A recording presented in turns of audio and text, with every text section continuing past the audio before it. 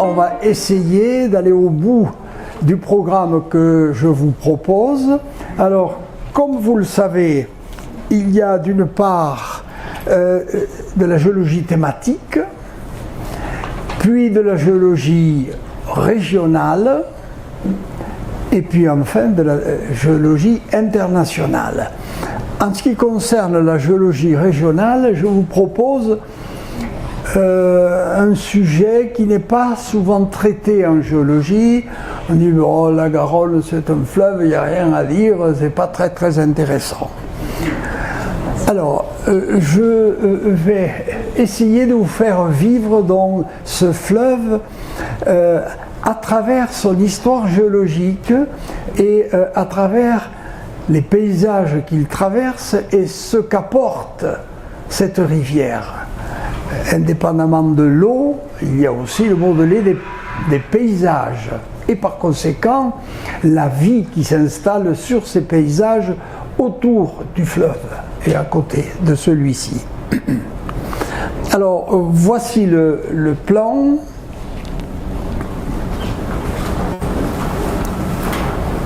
Que je ne fasse pas là. Donc une rapide introduction de généralité, puis nous partirons des Pyrénées et nous irons jusqu'à l'Atlantique. Nous verrons le torrent pyrénéen, le petit fleuve sous-pyrénéen, c'est-à-dire celui qui arrive en gros jusqu'à Toulouse, depuis les petites Pyrénées, puis nous verrons le grand fleuve aquitain et enfin l'estuaire de la Gironde et sa dynamique actuelle en relation avec les courants océaniques. Donc, quelques généralités, une carte d'identité. D'abord, la Garonne, c'est le 4e cours d'eau du territoire français qui prend sa source en Espagne, dans la vallée de Viella, au Val d'Aran, qui draine ensuite le bassin d'Aquitaine et rejoint l'Atlantique dans l'estuaire de la Gironde. C'est un torrent jusqu'à Saint-Gaudens, un petit fleuve entre Saint-Gaudens et Toulouse, un grand fleuve, un plus grand fleuve en aval de Toulouse, et puis à l'approche de l'Atlantique, il subit les effets de la marée jusqu'à l'Aréole. C'est un fleuve, une rivière, mais qui vit au rythme de l'histoire géologique des Pyrénées, qui l'ont vu naître, mais aujourd'hui également et surtout au rythme des activités humaines, parce que l'homme a profité depuis très longtemps de l'eau qu'amenait la Garonne pour en modifier à la fois le cours mais également les débits, etc. Alors je vous donnerai quelques exemples de ces divers aspects de l'histoire donc de ce fleuve. Alors voilà ici le bassin versant, ce qu'on appelle le bassin versant de la Garonne, que vous voyez ici. Et on voit tout de suite la dissymétrie entre un bassin versant occidental, ici, dans le Gers en particulier, et un versant oriental ici, à l'approche du Massif central. Il n'en a pas toujours été ainsi, mais à partir du dernier million d'années, il y a ici une construction qui s'est mise en place. C'est le cône de l'Almezan, alimenté par l'Aneste, et ce cône de l'Almezan ici a dévier en quelque sorte l'essentiel des cours en direction de l'Est, a créé un relief ici, ce qui fait que finalement la vallée de la Garonne dans son bassin versant est très dissymétrique. Ici on a des pentes relativement courtes et élevées, ici des pentes un peu plus molles sur la droite. Alors vous voyez que on n'a pas indiqué la Dordogne qui est ici, mais si d'un point de vue du bassin de la Garonne, la Dordogne n'a pas un rôle très très important, en ce qui concerne par contre la Gironde et surtout l'évolution des sédiments qui ont été drainés, transportés par les différentes rivières au niveau de l'océan, les apports de la Dordogne sont très importants. Très importants. Le torrent pyrénéen. Alors, vous voyez que les gens ne sont pas tous d'accord pour situer la source de la Garonne. D'une manière générale, c'est la Garonne des Ruda, ici, qui est censée comporter la source principale de la Garonne, mais il y a ici aussi la Garonne de Géo ou bien la Garonne de Béret. Ce sont donc des petits ruisseaux également qui convergent ici, voilà Viella, dans la vallée d'Aran. Cette région du Val d'Aran est, comme vous le savez, une région très particulière au point de vue historique, puisqu'elle a 3 langues officielles: l'espagnol, le catalan et l'occitan. Donc, dans toute cette région-là, c'est un ruisseau que l'on va voir, et avec ses caractéristiques propres. D'un point de vue géologique, cette carte ici vous situe le massif de la Maladeta, qui est situé en Espagne et qui est un des principaux massifs granitiques. Il est rouge, il est granitique, mais il a l'intérêt aussi d'être relativement élevé et d'avoir par conséquent un glacier permanent. Et ce glacier permanent est une réserve d'eau importante pour la Garonne, en particulier en période de basses eaux. Le voilà, ce glacier de la Maladette, ici, donc en Espagne. On devine donc ici le corps granitique qui est lacéré ici de filons plutôt quartzitiques, et ici on voit des couches plus stratifiées. Ici, c'est ce qu'on appelle l'encaissant du massif de granit. Donc une structure tout à fait banale pour un massif granitique. Alors un cas un peu particulier, c'est le trou du taureau, qui est modelé ici dans le massif de granit de la Maladette et qui induit une résurgence en quelque sorte, qui est le trou du taureau et qui va alimenter l'un des 3 ruisseaux qui vont converger pour donner la Garonne.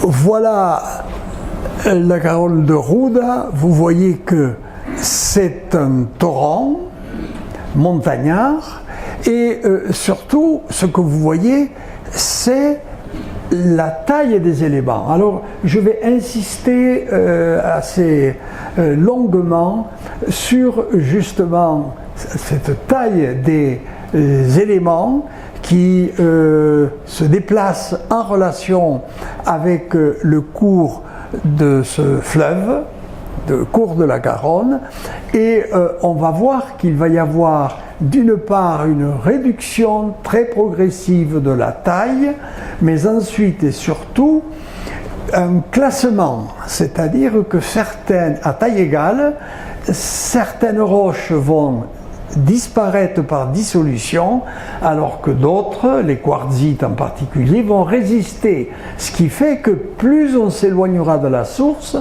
et plus les alluvions seront riches en matériaux résistants, quartzitiques, en quelque sorte. Voilà, la vallée de la d'Aran, c'est une vallée glaciaire. Et je vous ai mis cette photo justement pour vous montrer le comportement de ce ruisseau. Vous voyez qu'il joue un rôle très peu important en ce qui concerne le modelé de la vallée. C'est une vallée en U d'origine glaciaire et par conséquent ce torrent se contente simplement d'amener en période de fortes eaux les matériaux d'amont vers l'aval, mais il n'a pas modelé de terrasses alluviales. Il n'y a pas de méandres, il n'y a pas de terrasses alluviales.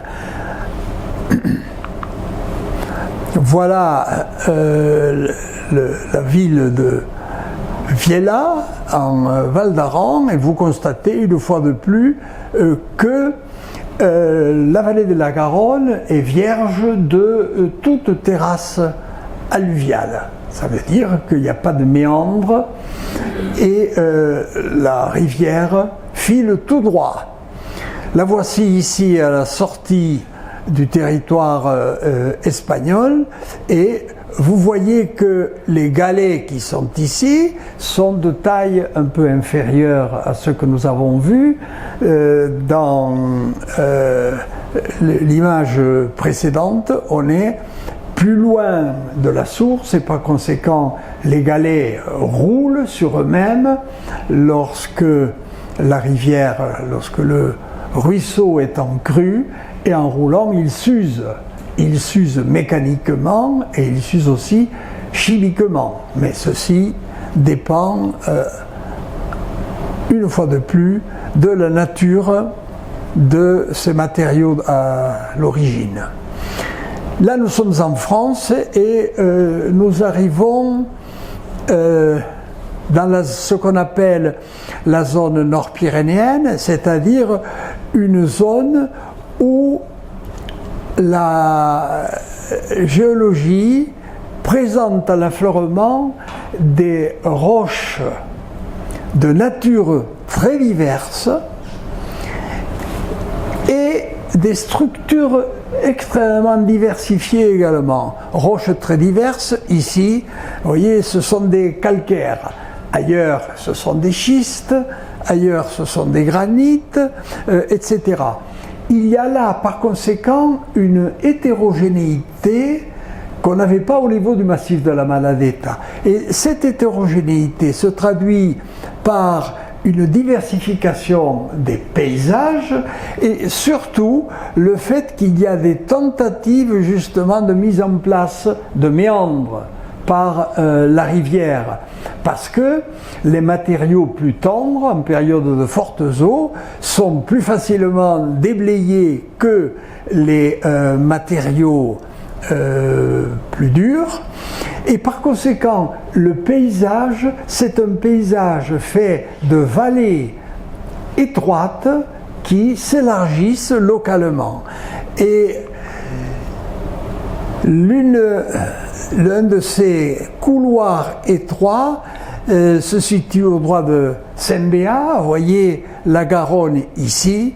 Et alors évidemment, comme en amont le bassin versant commence à être important, eh bien c'est un pays où on peut avoir des crues déjà.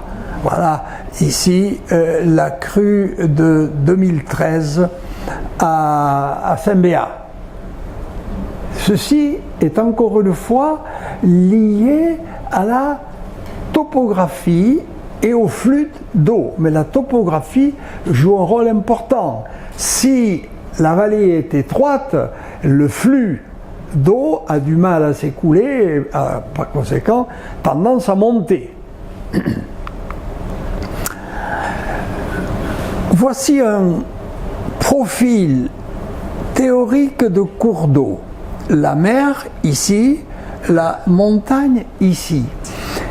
La courbe qui est en rouge ici, c'est, si vous voulez, la courbe théorique le long de laquelle, si le lit du ruisseau était installé, on n'aurait ni érosion, ni sédimentation. Les choses resteraient en l'état. Mais, bon, il n'en est pas ainsi. Pourquoi? Parce que, ici, la montagne monte, d'une manière générale, ici, et par conséquent, l'érosion joue d'une manière désordonnée en fonction de la nature des roches, et vous voyez le profil ici, avec des zones relativement plates, des zones plus accentuées, etc. Ceci, c'est la lithologie, c'est la nature des roches et la structure qui détermine ça. Bon, localement, il y a des lacs également, et puis à partir d'ici, c'est-à-dire on est très éloigné de la source, à ce moment-là, l'équilibre théorique va s'opérer. On va voir que pour la Garonne, c'est à peu près au niveau de Toulouse que s'effectue cet équilibre. C'est-à-dire qu'en aval, on aura essentiellement du dépôt. On n'aura plus d'érosion, on aura du dépôt. Le problème, c'est que ce profil est théorique, mais les activités humaines ont complètement modifié ce schéma général, complètement, de diverses manières. Par exemple, quand il pleut énormément et que le torrent pourrait éroder, on remplit les lacs en montagne et par conséquent, on retient l'eau en amont. Et ceci donc déséquilibre en quelque sorte cette recherche naturelle de profil d'équilibre pour la Garonne. Et puis, à proximité ici de la mer, vous voyez, les alluvions sont de plus en plus fines et le taux de sédimentation est complètement bouleversé. Il n'y a pratiquement pas de dépôt dans le lit de la rivière, mais des transports massifs de matériaux qui sont très fins et qui s'en vont directement dans la mer lors des périodes de fortes eaux. Et à ce moment-là, on va voir qu'il y a ici une dynamique latérale qui modifie totalement l'évolution du cours du fleuve. On en parlera plus tard. Voilà, ici nous sommes au niveau où la Garonne est encore un torrent de montagne, mais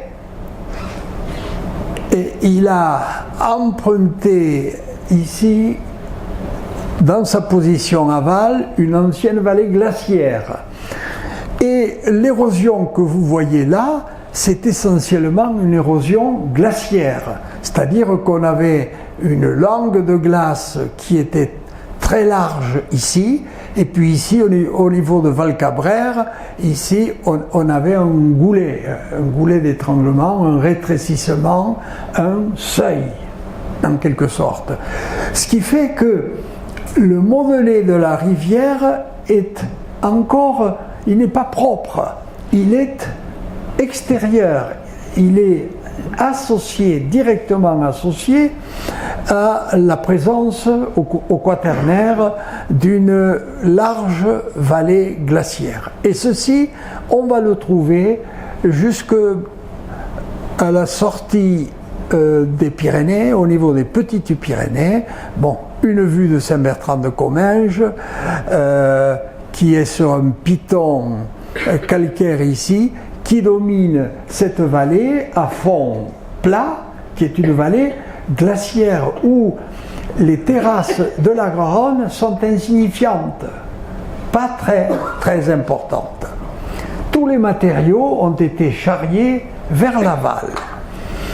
Et nous arrivons ainsi, plus en aval, à un autre stade, c'est le petit fleuve sous-pyrénéen.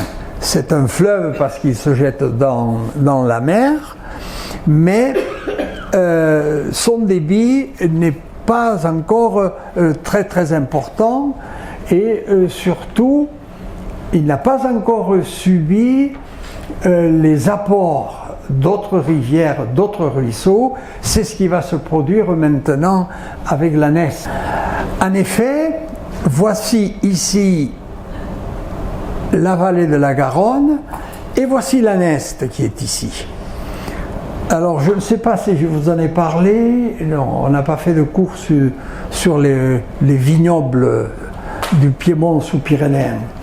Il y a environ 1 million d'années, 1 million d'années, la Neste qui est ici, qui est une rivière aussi importante que la Garonne en amont, si ce n'est plus importante.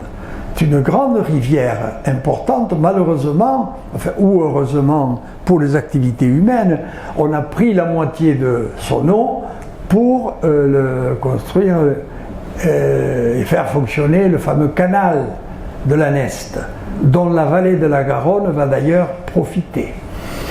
Alors, il y a 1 million d'années à peu près, eh bien, ce ruisseau qui est ici,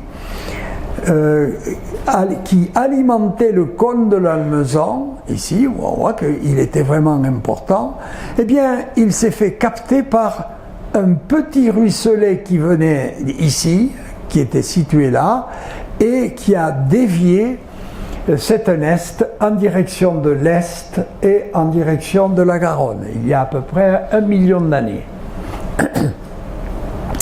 Et ce phénomène n'est pas unique d'ailleurs. Vous avez ici une image du Piémont nord-pyrénéen avec la ville de Lourdes ici, et vous voyez ici à droite le captage, la capture de la Neste qui file vers la Garonne, alors qu'avant cette Neste alimentait l'immense cône de l'Almezan. Même chose d'ailleurs pour le gave du Lavedan, le gave de Lourdes. Vous voyez que le gave de Lourdes, il y a 1 million d'années, alimentait le grand cône plio-quaternaire de Gers, ici. Et puis, il y a 30 000 ans à peu près, après la glaciation du Jurme, eh bien, un petit ruisseau qui venait de l'ouest, ici, par l'Estel-Bétharran, Saint-Pé-de-Bigorre et Pérouse, finalement, eh bien, ce petit ruisseau a capté le gave de l'Almezan, le gave de l'Avedan. Ce qui fait que le gave de Lourdes, qui filait directement vers le nord, a été partiellement dévié en direction de la vallée de Pontact, et maintenant, voilà la position actuelle de cette vallée qui passe par l'Estel-Bétharran, Naï, etc. Et peut-être qu'un jour je vous amènerai aux grottes de Bétharran, et je suppose que vous les avez tous visitées. Et ces grottes de Bétharran ont la particularité d'avoir enregistré cette histoire de la capture du gave de Pau. En effet, pendant très longtemps, peut-être des millions d'années, les grottes de Bétharran se jetaient dans des petits ruisseaux qui n'avaient rien à voir avec le gave de Pau. Et quand le gave de Pau s'est installé, là, eh bien, il y a eu une dénivellation de plusieurs dizaines de mètres qui a fait que les grottes de Bétharran se sont enfoncées sur place pour rejoindre le niveau de base, c'est-à-dire la vallée de l'actuel gave de Pau. Et si vous regardez les paysages, eh bien dans la région de Pérouse, Saint-Pé-de-Bigorre, vous n'avez pas de vallée glaciaire. Ce sont des vallées fluviales, entaillées en V et non pas élargies, comme le sont les vallées glaciaires. Là, nous arrivons maintenant, vous voyez, Saint-Martory, ici, et voilà le lit de la Garonne. Et ce que l'on voit nettement ici, c'est que ce lit de la Garonne, eh bien, il a dessiné des méandres. C'est-à-dire qu'il n'avait plus la force de circuler en ligne droite, comme lorsqu'il était plus en amont dans les Pyrénées, ce qui fait qu'il a commencé à dessiner des petits méandres, en quelque sorte, ce qui fait que, comme dans tous les méandres, eh bien, il y a eu des périodes locales d'érosion et puis des périodes de sédimentation également, selon une logique qui est bien établie. Alors, voilà au niveau de Carbone justement les méandres que dessine la Garonne ici. En voici, alors ça c'est, si vous voulez, le lit majeur de la rivière, c'est-à-dire le lit qui est recouvert par les inondations centenaires. Et puis le lit mineur, c'est celui qui fonctionne normalement, habituellement. Et latéralement, on a tout un système de terrasses qu'on n'avait pas jusqu'à maintenant. Alors, voilà comment fonctionne une rivière à méandres. Vous le savez tous, je pense. Vous voyez le cours qui est ici, qui dessine des méandres, et en rouge, vous avez l'endroit où le flux de l'eau présente la plus grande puissance. Et le fait qu'il y ait des méandres et puis une légère pente vers l'aval fait que, eh bien, le flux important, il se balade d'une rive concave ici jusqu'à une autre rive concave ici. Et par contre, au niveau des rives convexes, le flux n'a plus d'importance, ce qui fait que on va avoir dans ces méandres de l'érosion au niveau des rives concaves. Là où le flux est le plus important, l'eau va buter contre la bordure sédimentaire de la vallée. Voilà. Par contre, dans les méandres convexes, on va ainsi de barre en falaise, falaise en barre, falaise, etc. Alors ça, c'est le fonctionnement classique qui se traduit par la dissymétrie dans la morphologie de la vallée. Les rives concaves sont abruptes, c'est là que l'eau creuse. Les rives convexes sont plates, c'est là où les dépôts s'effectuent. Et voici un des exemples, c'est l'exemple de Carbone. Alors, vous voyez ici à droite, eh bien, on a une rive convexe qui est plane et alluvionnée. Par contre, la rive concave qui est ici, elle, c'était une rive érosive, ce qui fait que la ville de Carbone a été obligée de se protéger contre l'importance du flux au niveau donc de cette rive concave. Alors, d'une manière générale, ces petits fleuves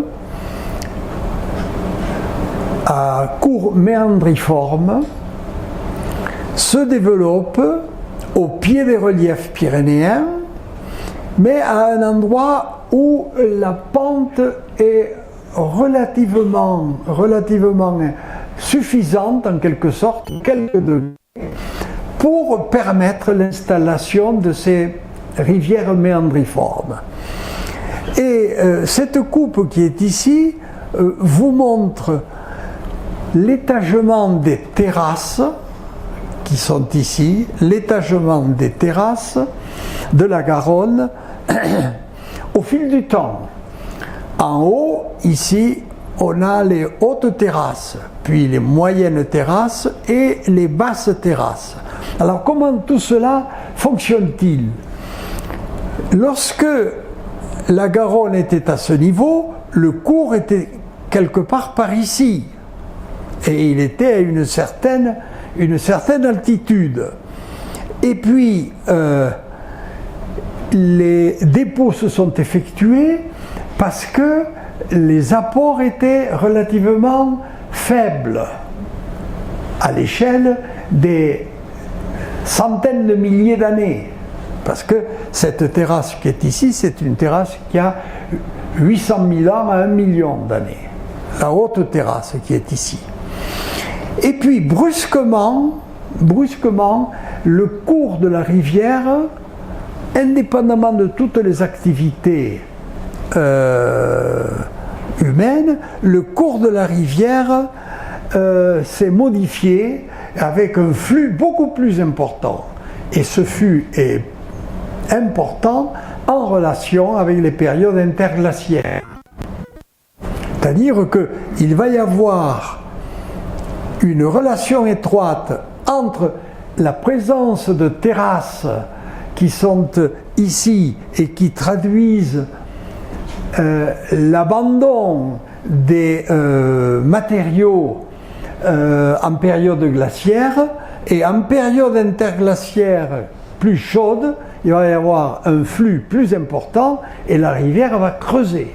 La rivière va creuser et elle creuse de plus en plus jusqu'à son cours actuel pour une raison essentielle, c'est que la chaîne des Pyrénées qui est au sud, c'est une chaîne qui monte d'une manière régulière. Et par conséquent, la rivière, à travers ses terrasses, hautes, moyennes et basses, cherche son profil d'équilibre, c'est-à-dire les endroits où elle alluvionne et les endroits où elle dépose. Et le passage d'une période de dépôt à une période d'érosion se marque par un talus. C'est-à-dire que ici, lors du dépôt de la haute terrasse, eh bien, on avait le lit de la rivière qui était ici.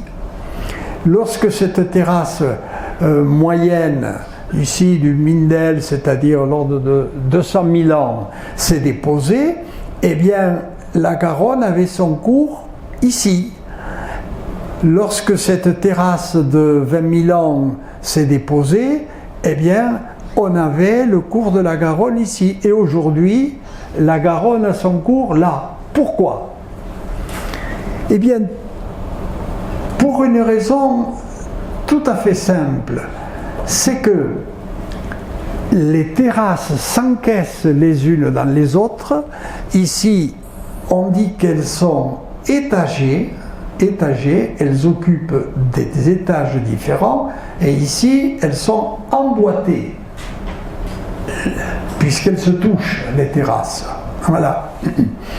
Donc, les rivières, la Garonne s'encaisse en relation avec la montée des Pyrénées et la recherche de son profil d'équilibre, et puis son déplacement vers l'est a une origine, lui, tout à fait différente, une origine climatique.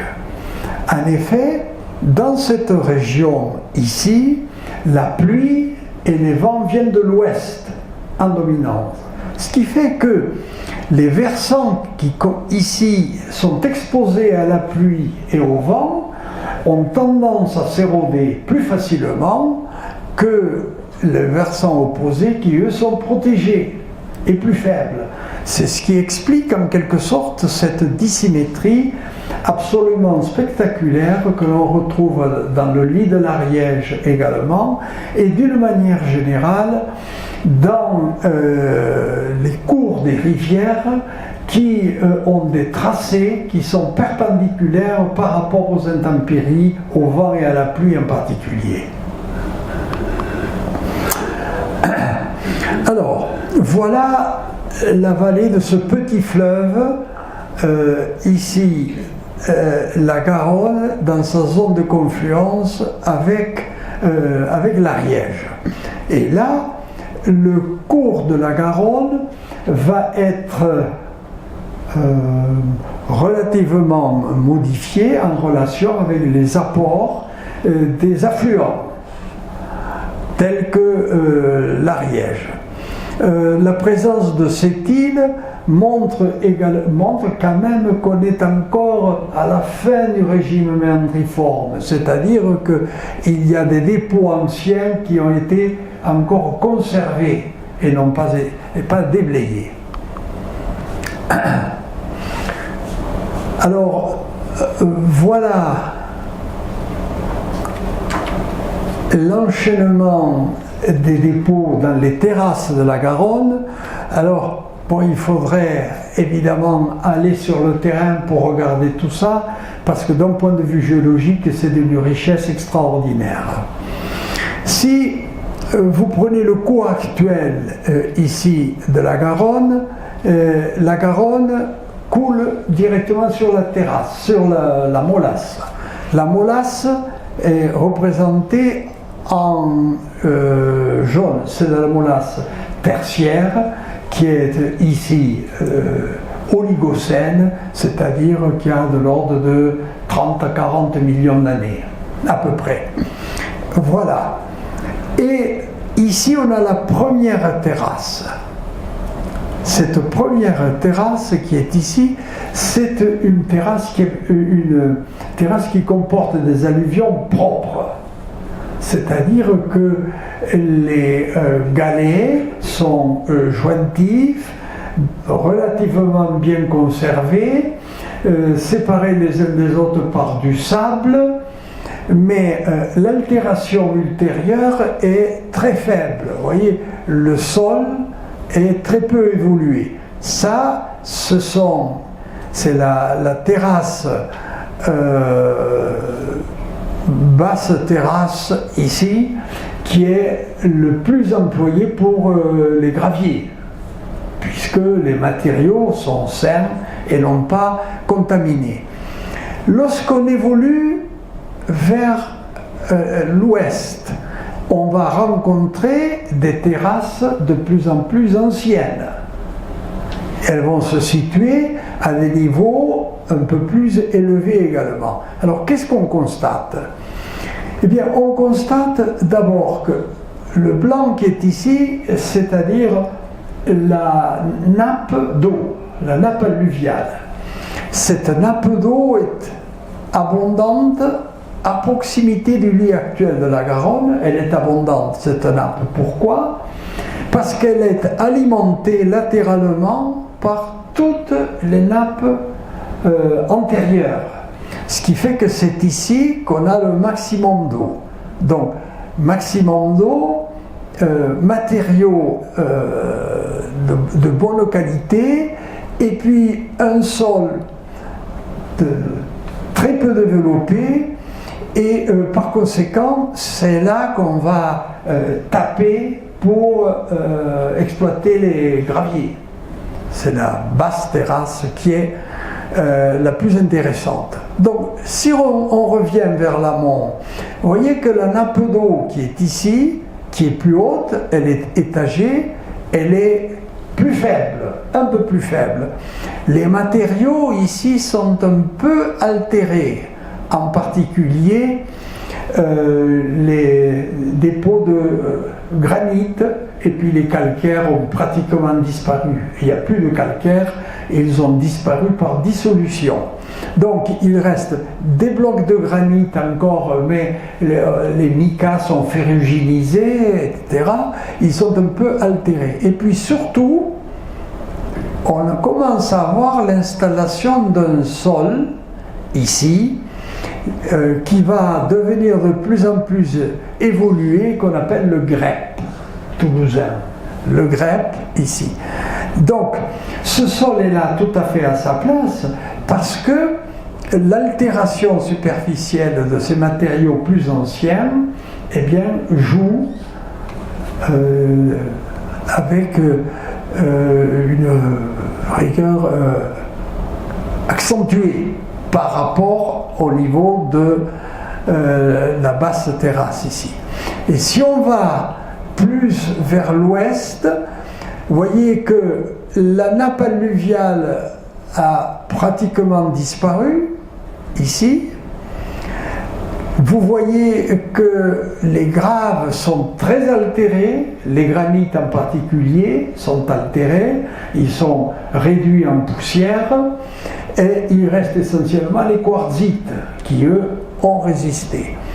Et puis ensuite, le grès devient important et permet la permanence d'un sol, parce que le grès est imperméable à l'eau, il est ferruginisé imperméable à l'eau, et par conséquent, il permet au sol, aux plantes, de profiter de l'eau dans cette région-là. Et puis lorsqu'on arrive tout à fait à l'ouest, sur les terrasses les plus anciennes, ces terrasses qui ont 800 à 1 million d'années, le sol est évidemment très évolué, il reste quelques argiles à galets également, et la nappe a totalement disparu. Cette nappe ne peut pas se maintenir ici parce que les matériaux sont trop argileux. Par conséquent, elle s'en va ailleurs, la nappe. Et alors, si on se promène depuis le lit actuel de la Garonne jusqu'au Gers, par ici, eh bien, on voit très bien cette évolution au cours du temps et de l'espace. Quelques images de ces terrasses. Ici, nous sommes à Puy-de-Touges, c'est la terrasse la plus ancienne. Vous voyez, du Mindel, ici. Alors, qu'est-ce qu'on voit? On voit quelques petits galets de quartzite ici, et puis un sol très, très épais, qui est argileux également. Donc, il n'y a pratiquement plus de galets de granit, il n'y a pas de galets de calcaire également. Si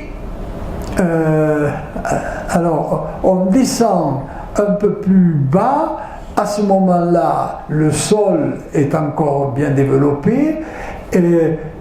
Il y a beaucoup de galets de quartzite, mais pas de galets de granit.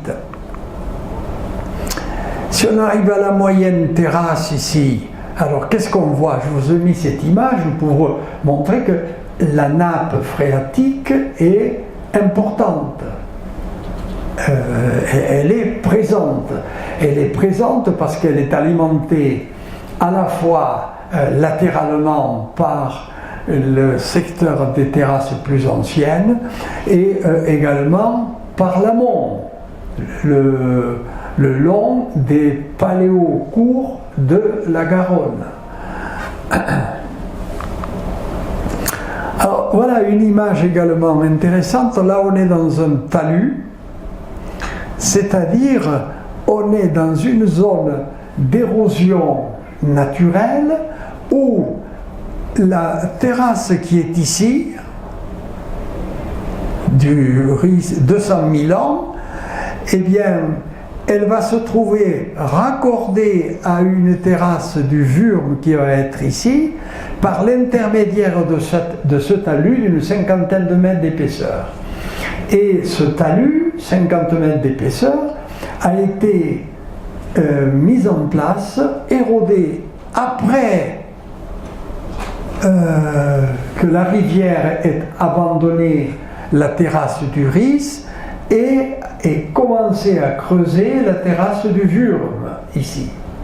Alors, ces associations-là, terrasse, talus, autres terrasses, jouent un rôle absolument important, à la fois au point de vue de la construction, mais également au point de vue du comportement des nappes, et par conséquent de l'adduction d'eau potable.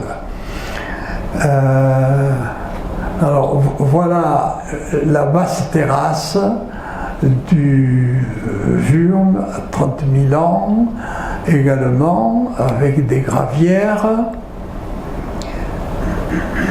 La voici à Caser, et là, 20 000 ans, on est dans une terrasse qui est encore relativement fraîche, ce qui fait qu'elle est activement exploitée. Comme vous le voyez ici, la plupart des exploitations de la région se situent d'ailleurs dans le Wurm, c'est-à-dire 20-30 000 ans. Quelques-unes sont encore dans le Mindel, 50 000 ans, mais pas beaucoup, pas beaucoup. Alors, ce que l'on voit si on regarde les choses dans le détail, c'est que les galets sont hétérométriques, ils sont de dimensions variées également, mais si on regarde les choses dans le détail, on voit qu'il y a des biseaux ici. Vous voyez, il y a des biseaux, et ça, c'est le fonctionnement des méandres qui fait qu'on est passé ici d'une ancienne rive convexe à une nouvelle rive ici convexe par l'intermédiaire ici d'une rive concave intermédiaire qui a permis le creusement donc de cette nouvelle vallée. Bon, vous voyez que d'après la taille des galets, ils sont encore relativement mal classés, mais il y a surtout des quartzites, mais il y a également des granites. Voyons. Là, voilà une autre image de cette terrasse avec, vous voyez ici, un galet de granit qui est conservé, mais il est rouge, c'est-à-dire que les ferromagnésiens, c'est-à-dire les amphiboles et les pyroxènes, ont été ferruginisés. Le feldspath, c'est encore relativement bien conservé, et le quartz, lui, a résisté également. Et ici, vous avez des galets qui, eux, sont bien lisses, ce sont des galets quartzitiques. Autrement dit, il y a un classement naturel.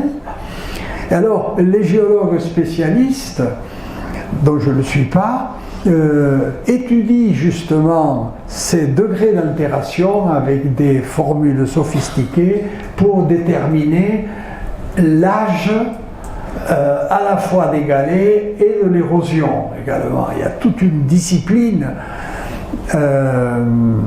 qui existe à ce sujet. Alors voilà les installations ici, et on constate qu'il y a quand même encore relativement de matière fine à côté de la matière grossière. C'est pour ça que le tamisage est fait un peu plus loin.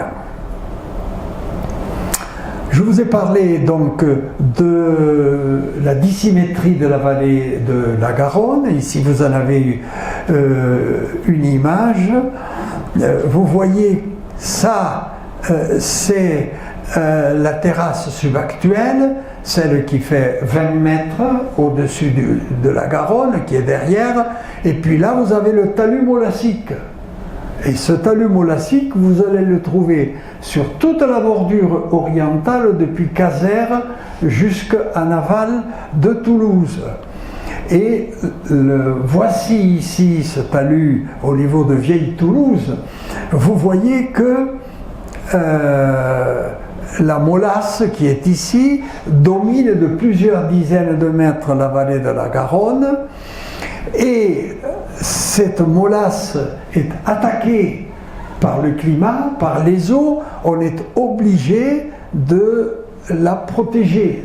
Sans ça, elle s'éboulerait en masse. Voilà. Ce qui fait que l'eau, au lieu de ruisseler, elle arrive peu ou prou à s'infiltrer et à rejoindre le lit actuel de la Garonne sans trop abîmer le talus. Mais enfin, c'est irrémédiable. Ces talus sont éminemment instables. Alors, vous voyez comment l'étude de l'histoire d'une rivière comme la Garonne permet d'expliquer tout un tas de phénomènes, notamment morphologiques, comme celui que nous avons ici.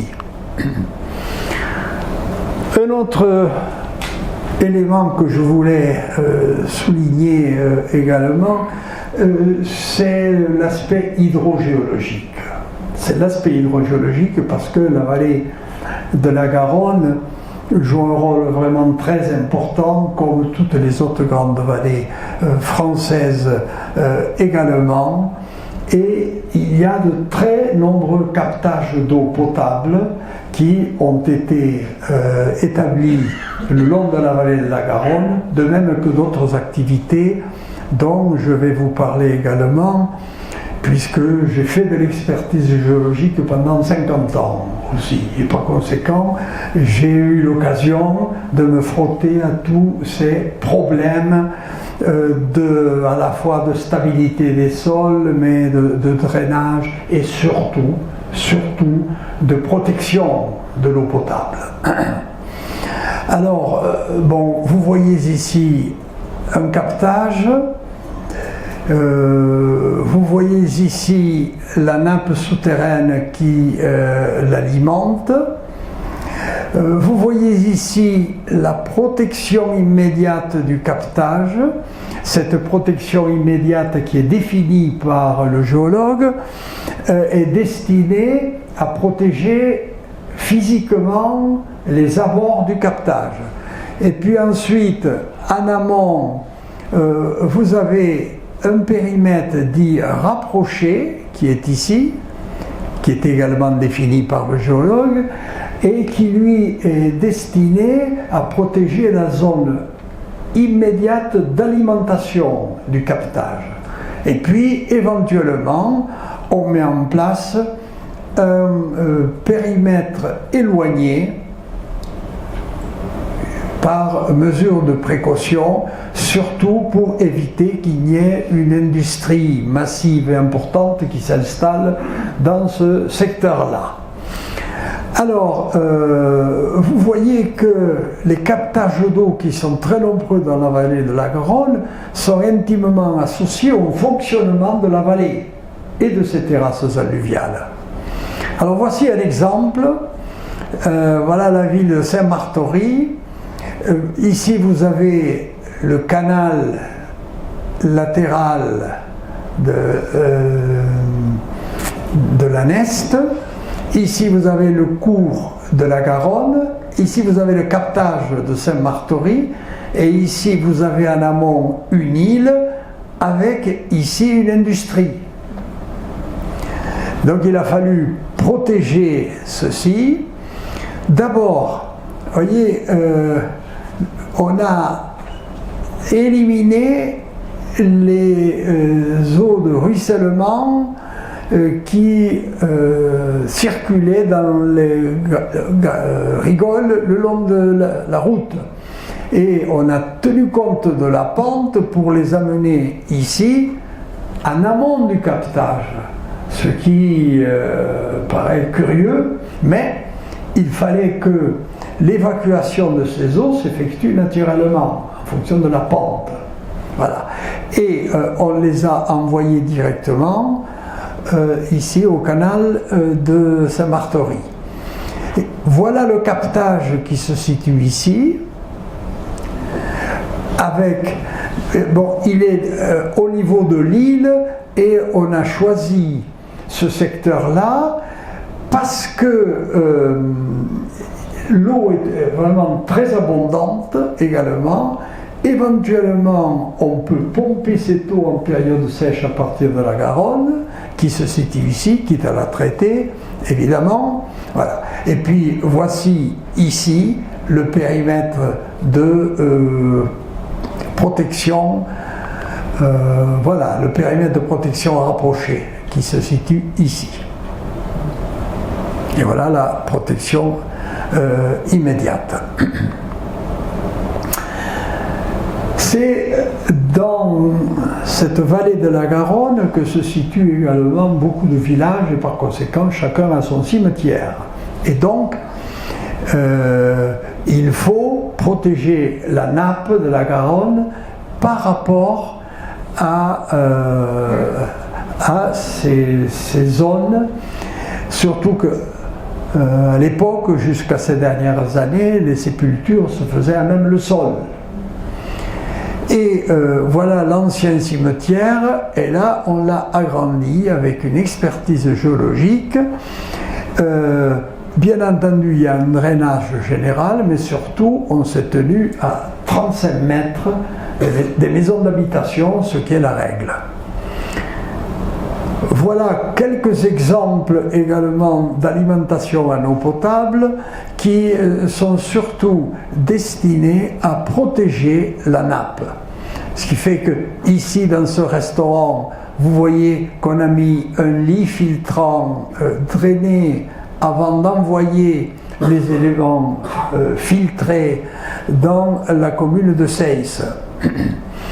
Voici ici un autre exemple où cette fois, avant d'envoyer les eaux dans l'étang, ici, on les a traitées sur le talus. Là, le restaurant, l'hôtel est situé dans une terrasse relativement élevée. Ici, vous avez une terrasse basse, et là, vous avez le talus. Et on a profité du talus pour justement traiter les eaux. Voilà. Voilà une coupe qui vous montre les travaux qui sont faits par l'hydrogéologue lorsque des projets d'utilisation de l'eau ou de protection de l'eau sont à l'ordre du jour. Autre chose également, là vous avez le canal de Saint-Martory. On utilise le canal de Saint-Martory ici pour enrichir artificiellement la nappe au niveau d'une ancienne gravière ici. Et voilà la station de pompage à côté de la gravière. Si cette gravière n'était pas alimentée par le canal de Saint-Martory, eh bien au bout de quelques mois il n'y aurait plus d'eau. Donc on est obligé d'alimenter artificiellement la nappe pour distribuer de l'eau à tous les habitants. Et évidemment, cette eau est traitée. Alors je vous montre tous ces problèmes parce que c'est en amont de Toulouse qu'il se situe.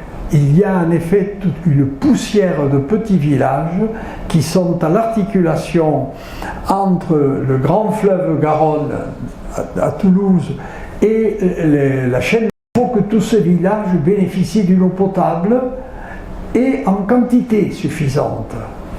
Et la sécheresse de ces dernières années et d'autre part le fait que l'on retienne l'eau pour remplir les barrages en montagne fait que très souvent les villages qui sont ici risquent de manquer d'eau. Et c'est pour ça qu'on les alimente en eau artificiellement en utilisant les anciennes gravières. Voilà. C'est moi ça? Ah. Je dis ça parce que ça m'arrive souvent aussi. Alors, voici ici la ville de Toulouse et voilà le captage de Pêche David. C'est un captage direct sur le lit de la Garonne, avec un traitement à l'ozone qui se situe ici.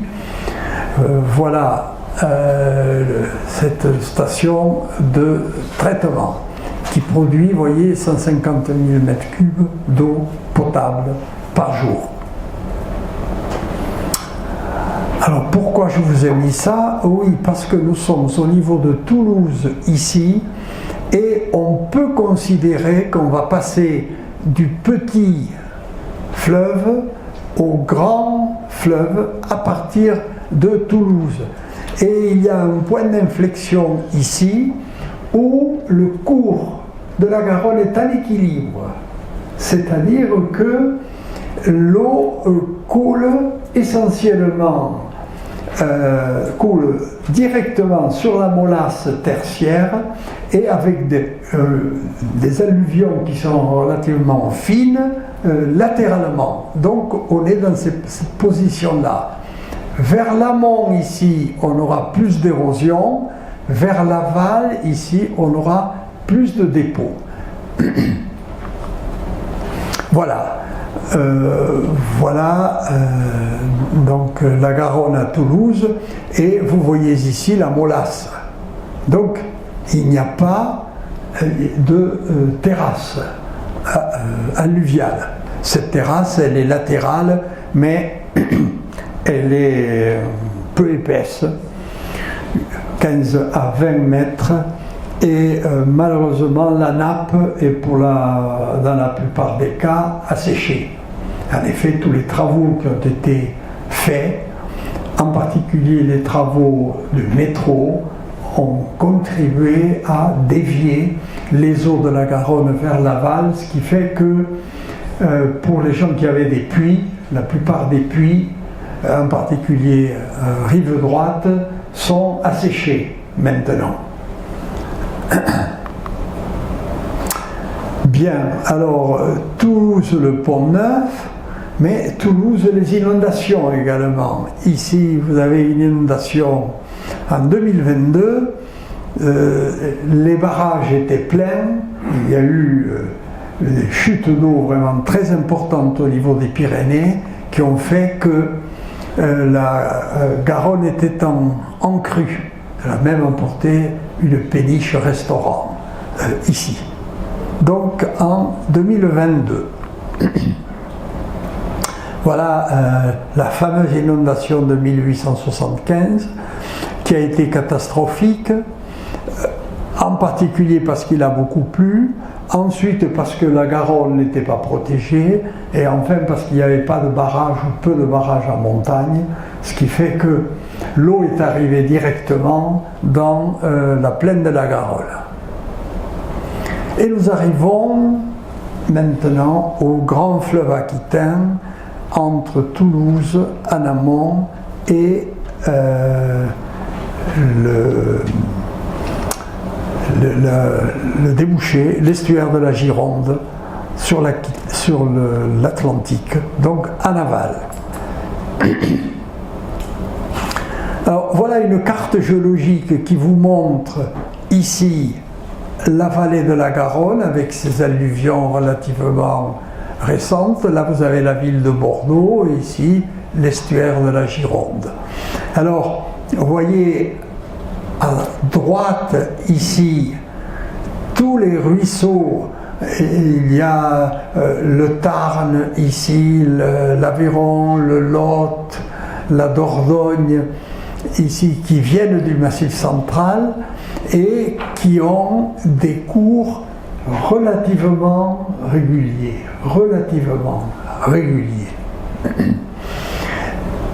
Par opposition à la Garonne proprement dite, bien que étant assagie artificiellement par les barrages en montagne. Alors là, qu'est-ce qu'on va avoir? On va voir essentiellement un lit majeur, relativement récent et très développé. C'est-à-dire qu'il n'y a plus le grand éventail de terrasses alluviales parce que les alluvions ne sont pas arrivés jusque-là. Ils se sont arrêtés en amont de Toulouse. Ce qui fait que vous avez une plaine alluviale récente et étroite, et puis latéralement, vous avez des talus avec de la molasse tertiaire qui était bien antérieure à l'implantation de la Garonne et dont la position et la nature permet l'élaboration de paysages nouveaux, des paysages agricoles, des paysages nouveaux en relation avec ce substrat essentiellement molassique. Alors voilà les alluvions de la Garonne, rive droite. Alors je vous ai mis cette image pour rappeler, je ne sais pas si on en a parlé, mais rappeler le phénomène d'antécédence. On a parlé du phénomène d'antécédence ? Un peu, oui. Un peu. C'est-à-dire que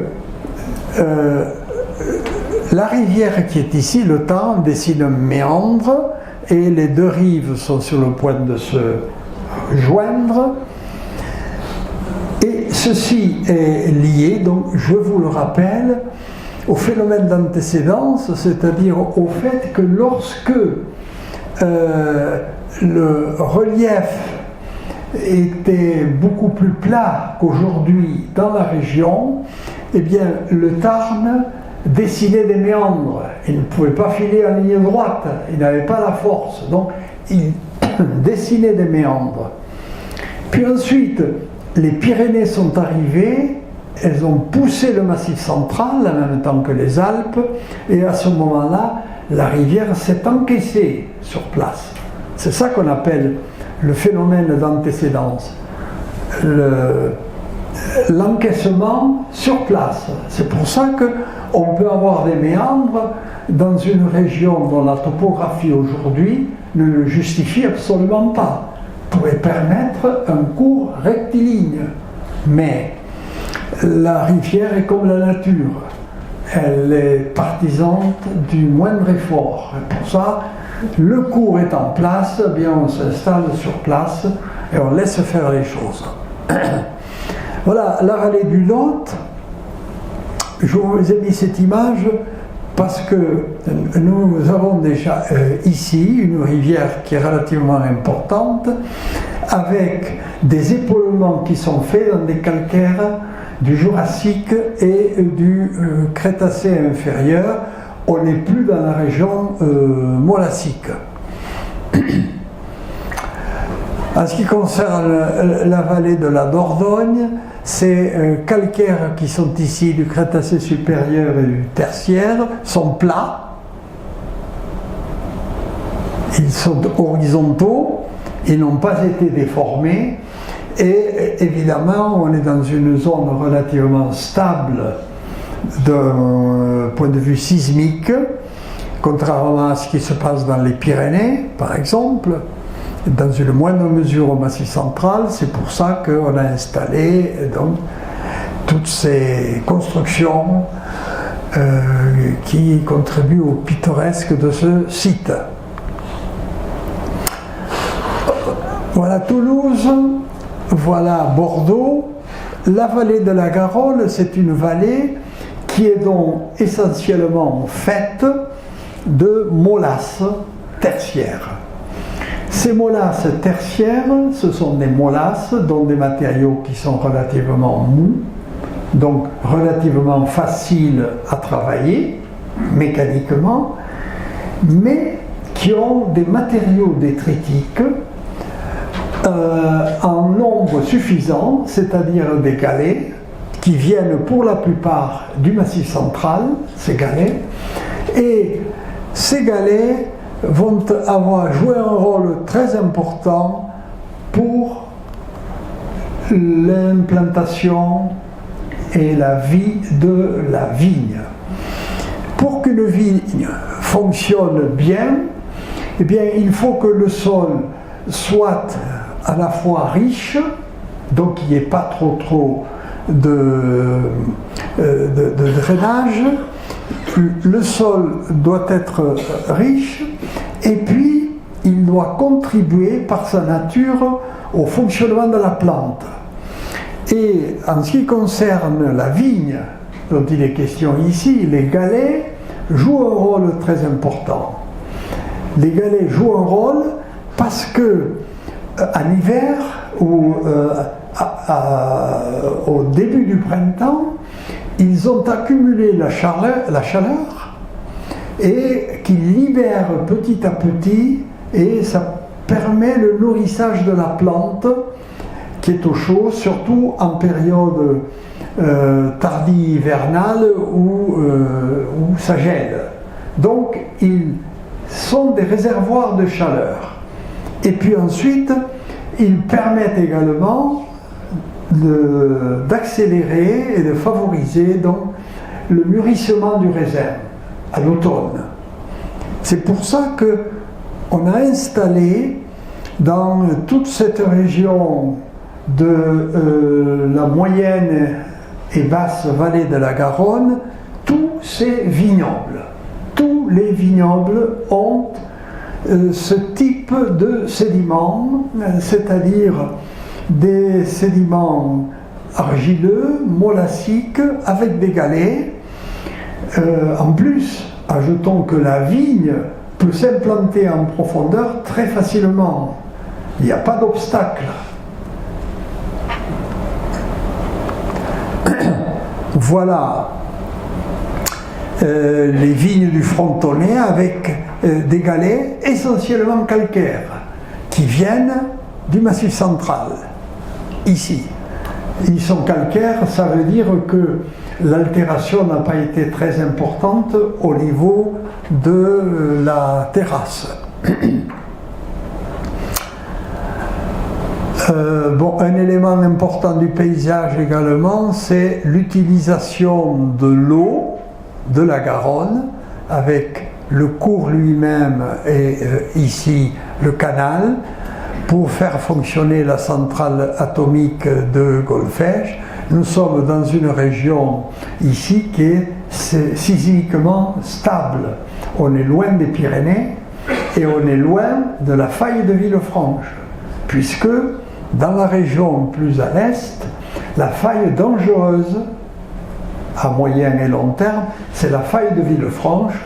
C'est une faille qui traverse tout le Massif central jusqu'à la région de Toulouse. Bien, là je ne vous apprends rien.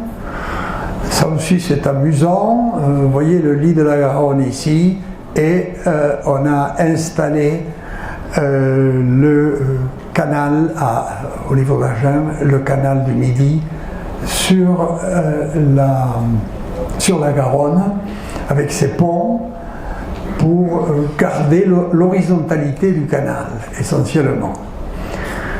Là, nous sommes à Bordeaux, où si la Garonne avait une largeur de 250 mètres à Toulouse, ici, vous voyez que la largeur est beaucoup plus importante. Voilà ici un pont également, avec le pont Chaval-Delmas. Et nous arrivons maintenant à tout le secteur qui est compris entre, en gros, Bordeaux et l'estuaire de la Gironde, avec une dynamique également tout à fait particulière qui est différente, une dynamique sédimentaire qui est différente de celle que nous avons vue jusqu'à présent. Alors, voilà la vallée de la Dordogne, la vallée de la Garonne, et voilà ici le bec d'Ambèze et l'estuaire de la Gironde. Alors, c'est une région qui, encore une fois, comme la région précédente, voilà Bordeaux ici, est propice à l'installation de la vigne parce qu'il y a de la molasse qui est ici, d'une molasse relativement ancienne, éocène, c'est-à-dire 50-70 millions d'années à l'est, beaucoup plus récente ici, à l'ouest, c'est-à-dire Plio-Quaternaire, donc 5 millions d'années à 2 millions d'années, mais avec un double phénomène. C'est-à-dire qu'on a des apports qui viennent des Pyrénées par la Garonne, mais également des apports qui viennent de l'océan. En effet, les courants, depuis très longtemps, amènent des matériaux détritiques fins jusqu'à cette région bordelaise. Voilà cette coupe qui vous montre du sud-ouest au nord-est la caractéristique hydrogéologique essentielle de cette région, de la basse vallée de la Garonne. Ici vous avez les terrains du Crétacé, voyez, qui sont à 200-300 mètres de profondeur, et au-dessus vous avez toute une succession de niveaux molassiques, c'est-à-dire des argiles graiseuses avec des galets, etc. Et l'intérêt, c'est qu'il y a une multitude de nappes. Il y a une multitude de nappes au niveau des zones à galets également. Ce qui fait que toute la région de Bordeaux et la ville elle-même sont alimentées, sont tributaires justement de ces nappes plus ou moins profondes. Elles ne sont pas trop profondes, en particulier à l'est, ici, parce que le Crétacé supérieur, type massif central, n'est pas très loin. Mais plus on va vers l'ouest, et plus les nappes sont profondes, et par conséquent, susceptibles de fournir à l'agglomération bordelaise une eau de qualité et abondante. Alors c'est le pays de la vigne, évidemment, mais vous savez pourquoi cette vigne est installée ici? C'est parce qu'on se situe sur des niveaux qui sont argileux fins et avec des galets. Alors vous avez, je ne vais pas les énumérer tous, vous les connaissez comme moi, tous les vignobles, vous voyez, qui sont installés dans la basse vallée de la Garonne et de la Dordogne.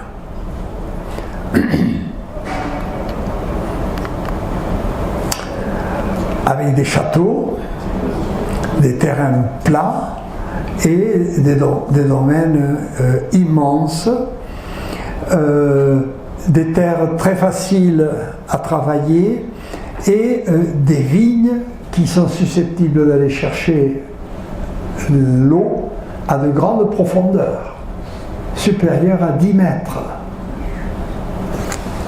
parfois. Voilà, plus près de Bordeaux, le Pape Clément. Alors voilà le sol, le substrat, vous voyez que ce sont des argiles et des grèzes qui sont ici riches en galets calcaires.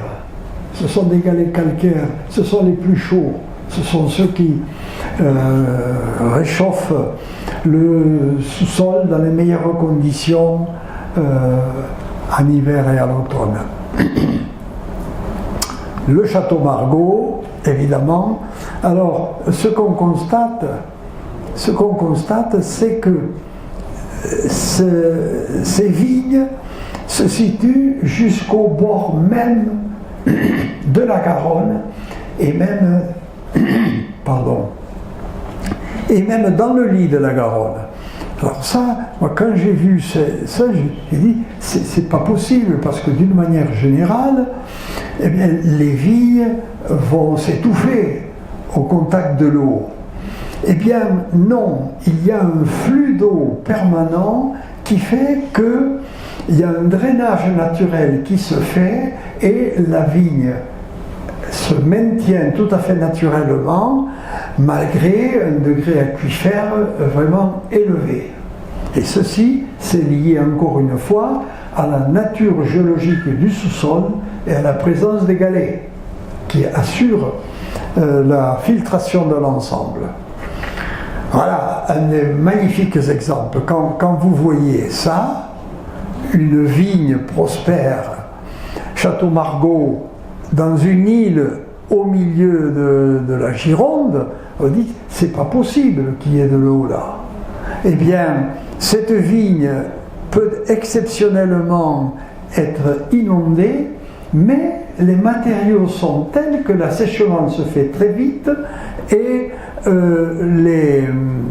les vignes se conservent dans de bonnes conditions. Mais vous voyez, les vignes arrivent, ça c'est absolument extraordinaire, les vignes arrivent tout à fait au bord du ruisseau. En France, les exemples comme Margaux sont... moi je n'en connais pas d'autres, personnellement. Alors là, nous sommes sur l'autre rive, la rive droite. On est au niveau de la citadelle de Blaye, citadelle de Vauban, et cette citadelle est installée sur les calcaires éocènes, c'est-à-dire les calcaires qui se situent sur la rive droite de la Garonne. Voilà. Et on a ici encore le même phénomène que celui qu'on a vu en région de Toulouse, c'est-à-dire que toutes les terrasses alluviales se situent dans le versant occidental de la vallée, et à droite, on a une vallée abrupte, bien que les matériaux soient sensiblement les mêmes. Et ceci est lié à des conditions climatiques. Le mauvais temps, ici encore, vient de l'ouest. Voilà le débouché, ici. Alors ce que l'on constate, c'est la faible épaisseur des matériaux. Vous voyez, 2 mètres, 4 mètres, etc. Pourquoi ? Eh bien tout simplement parce que le relief avoisinant est faible, et puis ensuite, et surtout, parce qu'il y a des courants marins, littoraux, qui affectent la région. Alors, voyez, la Gironde aujourd'hui, ici, la ville de Bordeaux, et vous voyez l'évolution de cette région au cours du temps.